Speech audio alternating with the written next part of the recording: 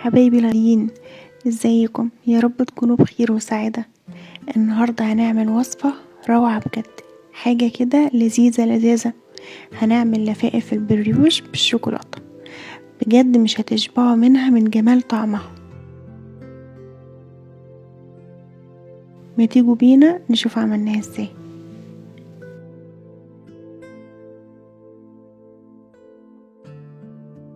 في البداية هنحتاج نص كوب مية دافية ونص كوب حليب دافي. هنضيف عليهم ربع كوب زيت و5 معالق كبار سكر ومعلقة كبيرة خميرة وبيضة. هنفصل منها الصفار عن البياض عشان هنحتاج البياض في العجينة، والصفار هنسيبه على جنب هنحتاجه بعدين. بعد كده ننزل عليهم بمعلقة صغيرة فانيليا، نقلبهم بقى كويس مع بعض، وننزل عليهم ب3 أكواب ونص دقيق. بعدين معلقة صغيرة بيكنج باودر وربع معلقة صغيرة ملح. نبدأ بقى نلم العجينة ونعجن كويس.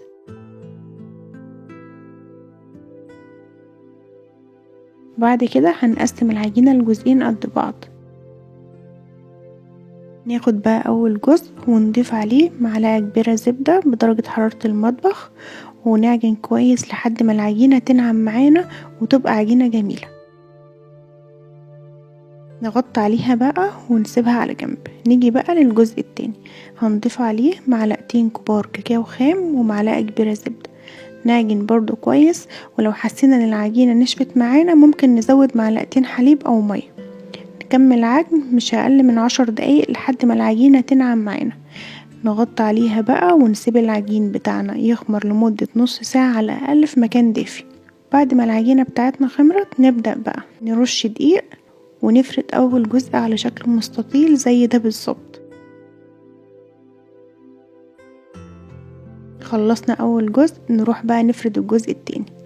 هنفرده بنفس الشكل برضو.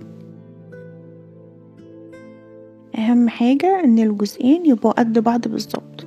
نجيب بقى الجزء الابيض الاول ونحط عليه الجزء اللي بالكاكاو ونسويهم على بعض، وبسكينة بقى او اي قطاعة عندكم نبدأ نعمل شرايط زي دي كده. نيجي بقى للحشو. انا هنا حشيت بشوكولاتة بالبندق وتشوكلت شيبس، ممكن تحشوا اي نوع شوكولاتة تفضلوه، وممكن برضو نحشي بعجوة عادي جدا، وممكن نسيبها سادة. بعد كده نبدأ من الطرف نلم العجينة رول بالشكل ده، والشرايط اللي عملناها نبدأ نلفها ضفيرة. شايفين الجمال ده؟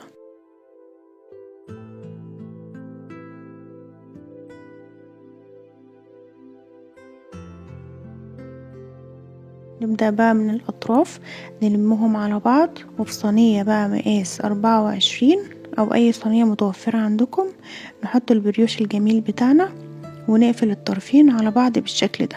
نغطي عليها بقى ونسيبها ساعة في مكان دافي، وما تستعجلوش عليها لأن التخمير ده مهم جدا للعجينة.